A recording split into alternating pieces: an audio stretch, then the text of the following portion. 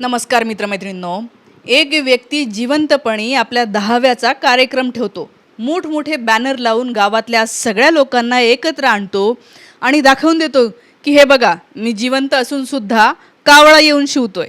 मग मी जर जिवंत असेल तर हा जो कावळा आलाय त्याच्यामध्ये कोणाचा आत्मा आला? या सगळ्या गोष्टी सौंदळा गावचे सरपंच असलेले शरद अरगडे कशासाठी करत आहेत आणि हा काय मुद्दा आहे? लोकांनी त्यांना काय म्हणलंय? त्यांना कौतुक करणारेही लोक आहे आणि काही वाईट बोलणारे सुद्धा याच महाराष्ट्रातले नीच लोक आहे. काय म्हणतायत हे आपण सगळं समजून घेऊया.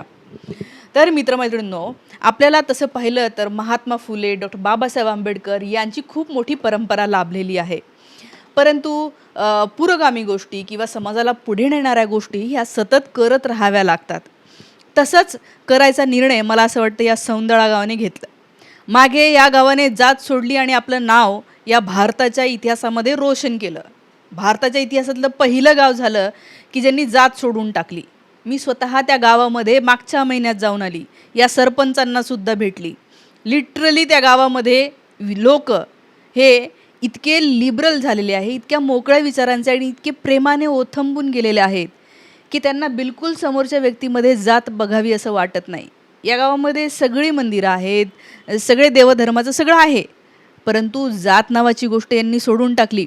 शिवी दिली तर 500 रुपयाचा दंड आहे. या गावातली ग्रामपंचायत तर बघाल आयडियल ग्रामपंचायत आहे. टॉयलेट इतकं स्वच्छ आहे, जागोजागी वेगवेगळ्या प्रकारचे बॅनर सुविचार लावलेले आहे असं हे गाव.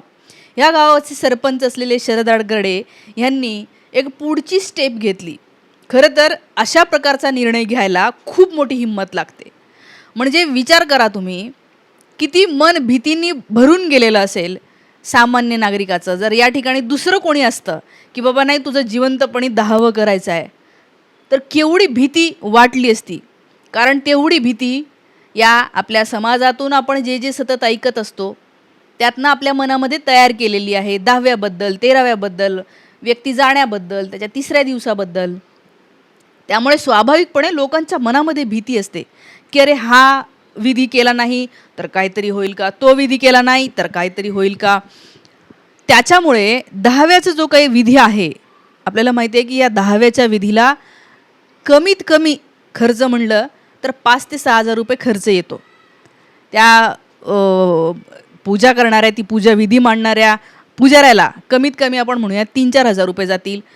काही लोकांना तिथे न्यावं लागतं ज्या ठिकाणी 10व्याचा आहे, नदीच्या किनारी असेल किंवा अजून काही ठिकाणी. त्यांच्या गाड्याचा खर्च, येण्या जाण्याचा खर्च, चहाचा नाश्त्याचा खर्च, असा सगळा खर्च नुसत्या 10व्याच्याच दिवशी जर 5 लोक नेतो म्हटलं ना तरी पण 7-8 हजार रुपये येतो. सगळ्यांची तेवढी ऐपत नसते, पण लोकांना असं वाटते की नाही हे करावंच लागतं, हे असं मांडलं नाही तर तो आत्मा अतृप्त राहतो, तो शांत होत नाही, मग त्याच्या शांतीसाठी काहीतरी करावं लागतं. बरेचदा तर लोक हे सगळं 10वं वगैरे झाल्याच्या नंतर पण कावळा जर एखाद्या वेळेला शिवला नाही त्या पिंडाला तर असं म्हणलं जातं की तो आत्मा अतृप्त राहिला, त्याची शांती करावी लागेल, त्याची ही पूजा करावी लागेल, ती पूजा घालावी लागेल. इतक्या प्रकारच्या भीतीमध्ये आपल्या या शेतकरी बांधवाला अडकवलेलं आहे. इतक्या प्रकारे वेगवेगळ्या प्रकारे लूट या शेतकऱ्याची केलेली आहे. महात्मा फुल्यांनी आहे ना ह्या शेतकऱ्याच्या आसूड नावाच्या पुस्तकामध्ये लिहून ठेवलं आहे की ह्या शेतकऱ्याला जन्मापासून ते मरणापर्यंत आणि मेल्यानंतर त्याच्या लेकराला त्याचं वर्चश्राद्ध होईपर्यंत इतक्या विधीमधून घालवलेला आणि इतकी लूट केलेली आहे की याच्यामधनं बाहेर पडलं पाहिजे. महात्मा फुल्यांनी आधीच लिहून ठेवलं. शरद अरगडे यांनी हिंमत केली. काय केलं तर मस्त बॅनर गावातल्या प्रत्येक व्यक्तीला बोलवलं. अनेक गावातल्या लोकांना सांगितलं की तुम्ही सुद्धा या, बघूया काय होते. विधिवत एक पूजा करणारी व्यक्ती आणली जी नेहमी या 10व्याची पूजा घालते, अशी व्यक्ती त्या ठिकाणी आणली. सगळं ते केलं, ज्या पद्धतीने करतात तसं केलं.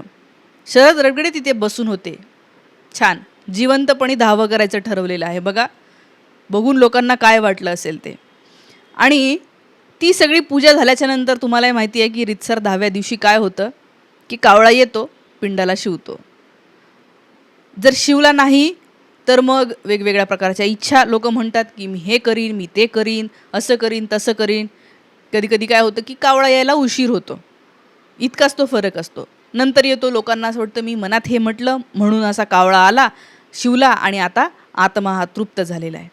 कधी कधी खूप वेळ जातो, कावळा येत नाही, मग तुम्हाला सांगितलं जातं की आत्मा अतृप्त आहे, आता तुम्हाला दुसरा त्याच्यापेक्षा काहीतरी विधी करावा लागेल.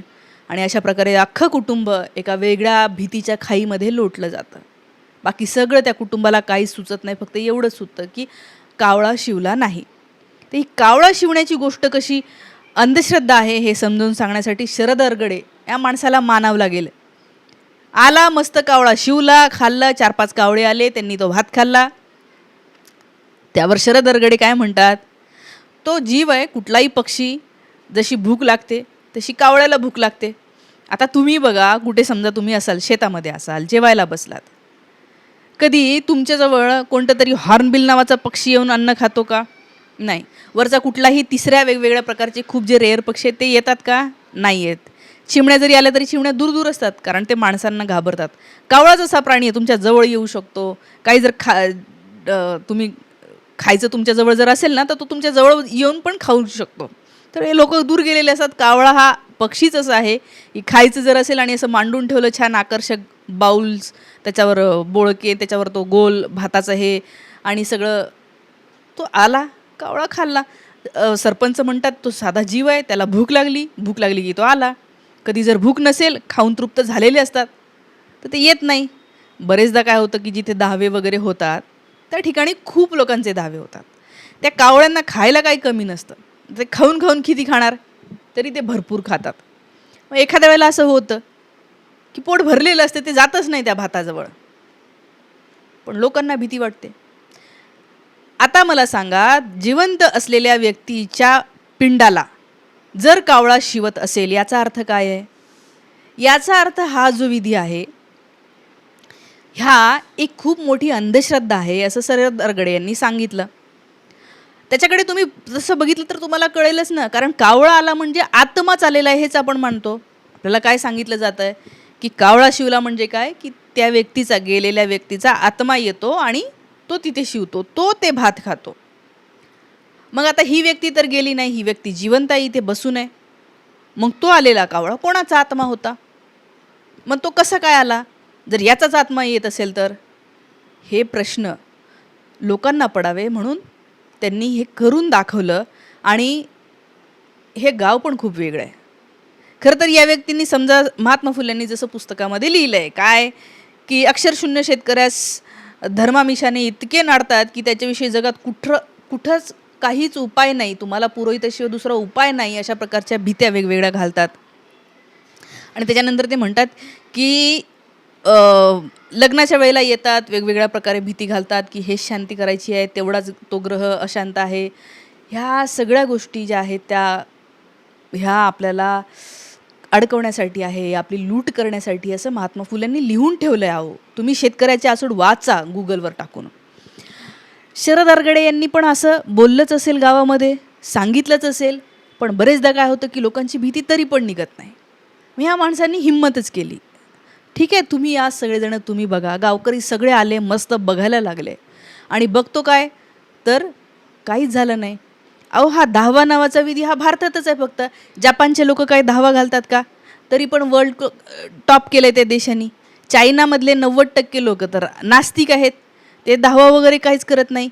त्यांनी पण जगाला सगळ्या मागे सुपर पॉवर आहे, आज तेल त्या चायनीज युआनमध्ये घ्यावं लागते. अमेरिकासारखा देश काहीच करत नाही. एक कृतज्ञता म्हणून गेलेल्या व्यक्तीप्रती फुलं वाहणे इतकंच आपण करायला पाहिजे. तरी ज्या देशामध्ये, जगभरामध्ये कुठंच नाही आहे दहाव्याचा विधी.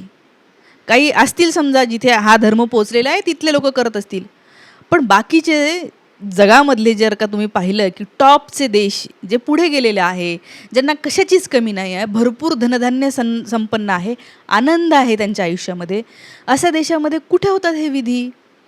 तर शरद अरगडे म्हणतात की असं नाही की व्यक्ती गेली म्हणजे काय तिच्याविषयी काहीच ठेवायचं नाही. गेलेल्या व्यक्तीप्रती कृतज्ञता नक्कीच असली पाहिजे. कारण आपल्याला समजा आपले पूर्वज असतील, समजा माझे आजोबा आहे, तर माझ्या आजोबांमुळे माझे वडील आहेत, त्यांच्याकडे जे काय होतं ते माझ्या आजोबांच्या कर्तृत्वामुळे थोडंफार होतं. तर आजोबांप्रती आपण कृतज्ञ असायला पाहिजे, आपल्या गेलेल्या सगळ्याच लोकांप्रती आपण नक्कीच कृतज्ञ असलं पाहिजे. त्यांचे काही फोटो असतील, त्यांची आठवण म्हणून आपण धन्यवाद मनापासून दिले पाहिजे. जमलं तर एखादं फूल वाहावं वाटलं, वाहिलं पाहिजे. पण त्यांच्यासाठी ही अशी पूजा नाही घातली तर तसं होईल आणि तसं नाही केलं तर तसं होईल. हा प्रकार हा काही म्हणजे त्याला काही हे नाही आहे, आधार नाही आहे, हे समजावून सांगणारा हा प्रकार आज महाराष्ट्रात घडला. आज पुन्हा एकदा या गावाने इतिहास रचला. पुन्हा एकदा या गावाचं नाव भारतभरामध्ये गौरवलं जाईल आणि या शरद अरगणेंचं नावसुद्धा जे आहे ते भारतभरामध्ये घेतलं जाईल. खरं तर हे असे जे आहेत ते महाराष्ट्र आपल्याला असा हवा आहे. तुम्ही जर लोकांच्या कमेंट्स बघितल्यात ना, लोक म्हणतात अरे वा काय मानलं बाबा या माणसाला. असा महाराष्ट्र आपल्याला पाहिजे. खरोखर अनेक गोष्टींमधनं आपलं सुटलं पाहिजे आपण या, आणि तेव्हाच आपण पुढे जाऊ शकतो. जसे मी अनेक देशांचे नावं घेतले, ते सुटले नाही याच्यातून. त्यांना पण कधी ना कधी त्यांचाही काळ असेल की जे एवढ्या अशा अंधश्रद्धेत गुरफटलेले होते, सुटले त्या सगळ्या याच्यातनं आणि प्रॉस्पर झाले. तर आपल्याला सुद्धा पुढे जायचं असेल तर गेलेल्या व्यक्तीप्रती कृतज्ञ असावं. पण हे केलंच नाही तर ते केलंच, ही भीती ही काढून टाका. आता हे सगळं पाहून तरी काढून टाकाल असं मला वाटतंय. याशिवाय काही लोक आहेत नासके लोक, ते काय म्हणतात, ह्यांना हिंदू धर्म मानायचा नसेल तर नाही मानावं, निघून जावं, त्यांनी आम्हाला शिकवू नये. अरे बाबा, महात्मा फुलेंनी जे सांगितलं तेच हे सांगत आहेत.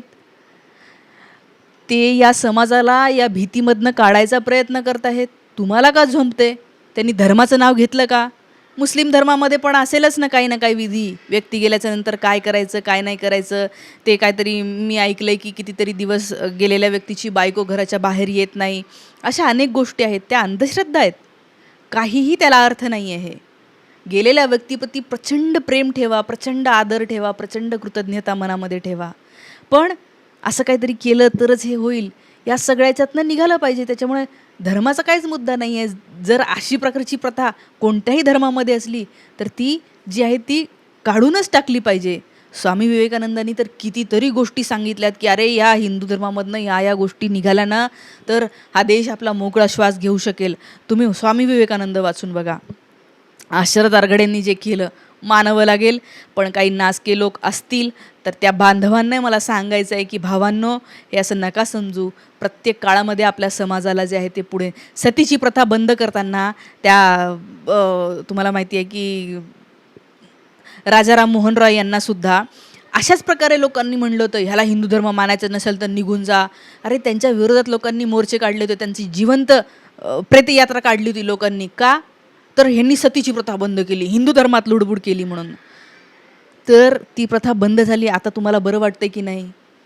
तर हे जेव्हा असे लोक करतात, काही लोक असतातच त्यांना असं वाटतं हा हिंदू धर्म. अरे कशाने धर्म धोक्यात नाही आहेत.